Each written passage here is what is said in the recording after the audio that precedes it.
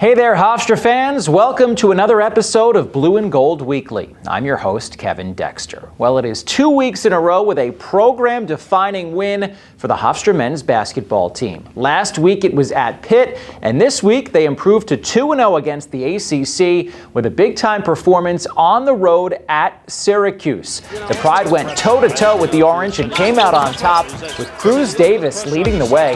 The junior was sensational yet again, scoring 22 points and adding 9 assists. Davis averaged 29 points and 8 assists per game in those 2 games against the ACC foes, and he made the biggest play when it mattered the most. Hofstra down by 1 with less than a minute left, and Davis finds German Plotnikov in the corner, who buries the open 3, one of the biggest shots in Hofstra history. Pride hang on to win it 70-69 to improve to 8-4 on the season.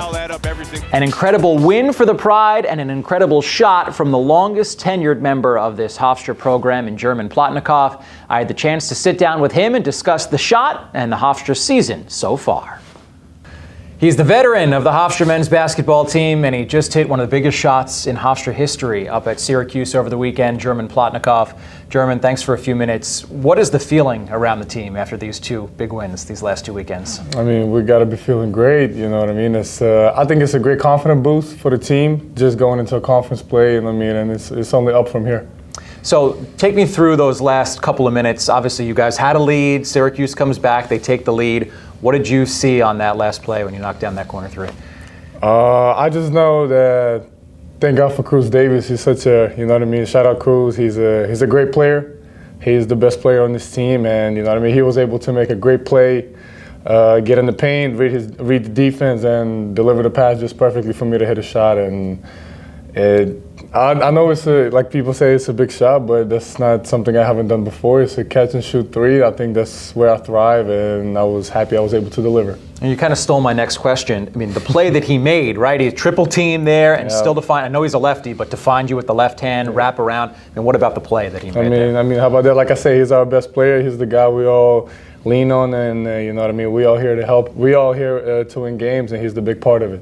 So you played with, on that topic, right? You played with Aaron Estrada. You played with Tyler Thomas, 2 guys, CAA Players of the Year. How can you compare what Cruz is doing right now to playing with those guys? I mean, he's also a lefty just like Aaron, so I see a lot of similarities.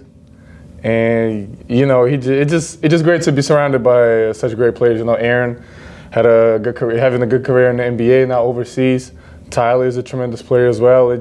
I'm happy that I get to experience, you know what I mean, being around those guys and sharing the court with those guys, and it's amazing. Well, you talk about, you know, nothing you haven't done before, catch and shoot 3. You're shooting the ball really well to start the season. What has your focus been like, you know, going into this season to be able to allow you to thrive so far?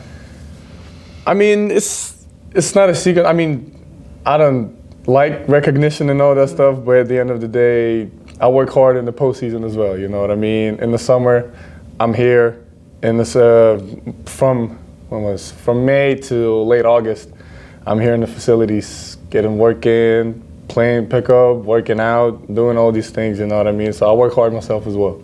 So this is nothing new to you guys, but you play these tough teams in the non-conference. You've been through it now the last couple of years. How can this prepare you? How does it? You've seen it happen the last few years. How does this really going to prepare you as we head into conference play? I mean, as we all noticed, we scheduled pretty hard, non-conference. We played, throughout my career, I remember playing Purdue and Duke and all these high major teams on the road with the great crowds, against great players. You know what I mean? Things like that is what prepare you.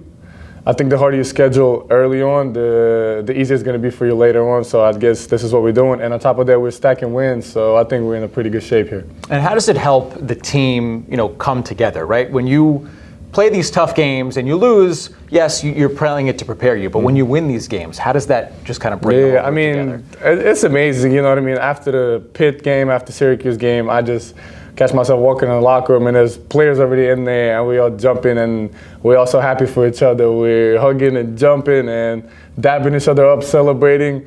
A lot of water being splashed on each other, on Speedy, on all the other coaches. I see Rachel Peel in there somewhere too in the mix. So, you know what I mean? It's amazing. It's amazing. I think it's such a great confidence boost for this team, and I think this team is going to do a lot of great things this year, man. Well, you got one more non-conference game coming up this weekend, and we know it's a big one for people here at Hofstra. Of course, former Hofstra coach Tom Pecora and Quinnipiac coming back. You guys played them at their place previously. You know, it's obviously a big one for Speedy. So, you know, how can you close out this non-conference on a positive note as you head into conference play? I mean, I remember playing them last year, and we didn't get the result that we wanted, so I think we owed them one. So it's going to be a great game. Everybody make sure we come out and support.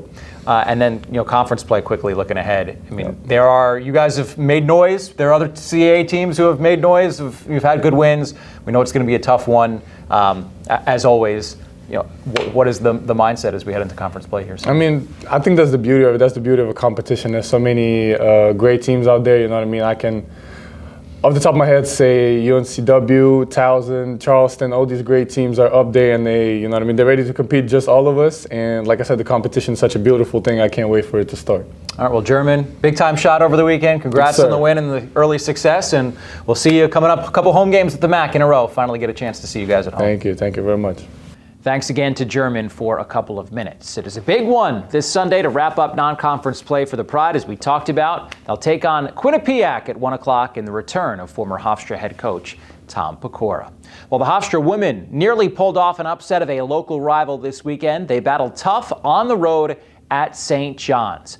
Pride were down 15 at halftime, but they rallied in the second half. Down 10 here early in the fourth. Sandra Magalico, the offensive rebound on the putback to bring the Pride closer. A few minutes later, off the steal, it's Emma Von Essen from downtown, her 1,000th career point. Hofstra was back within 3. It was a 4-point game inside the final minute when Emma Kareem came up clutch, her 3 getting the Pride back within 1, but they could not complete the comeback. St. John's hung on 63-60. A valiant effort, though, for the Pride, who have 2 more non-conference games left at Albany and at Kentucky. They visit the Great Danes at noon on Sunday. And the Hofstra wrestling team showed well at the Nassau Open over the weekend. Alex Turley placed first at 149 pounds. Eric Schindel won at 165. The Pride will wrestle at the Bucknell Quad on Sunday. Well, that'll do it for this edition of Blue and Gold Weekly. We'll be back next week with a brand new episode. Thanks so much for watching, and go Pride.